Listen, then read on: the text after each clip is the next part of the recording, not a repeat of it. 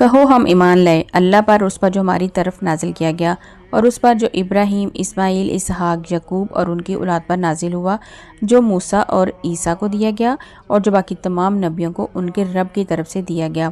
ہم ان نبیوں کے درمیان کوئی فرق نہیں کرتے اور ہم اسی کے فرما بردار ہیں۔ یہ آیت اسلام کے عقیدے کو صاف بیان کرتی ہے۔ نمبر 1، ہم اللہ کو مانتے ہیں۔ نمبر 2، سب نبیوں کو مانتے ہیں۔ اور نمبر 3، اور ان سب کتابوں کو جو اللہ نے نازل کی۔ یہ آیت مسلمانوں کو کہنے کا حکم دیتی ہے کہ ہم صرف اپنے نبی اور اپنی کتاب پر ایمان نہیں رکھتے، بلکہ ہم سب نبیوں اور سب آسمانی کتابوں کو مانتے ہیں، جیسے تورات حضرت موسیٰ پر، انجیل حضرت عیسیٰ پر کو بھی مانتے ہیں، جو اصل شکل میں ہیں اور ان کی طرف سے آئی تھی، جو کہ بعد میں بدل دی گئی۔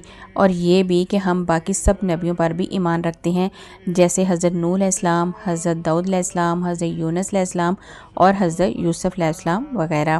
اور ہم نبیوں میں فرق نہیں کرتے، سب کو اللہ کا سچا نبی مانتے ہیں، کسی کا انکار نہیں کرتے۔ ہم صرف اللہ کے فرما بردار ہیں، ہمارا دین مکمل ہے، ہم کسی اور کی عبادت نہیں کرتے۔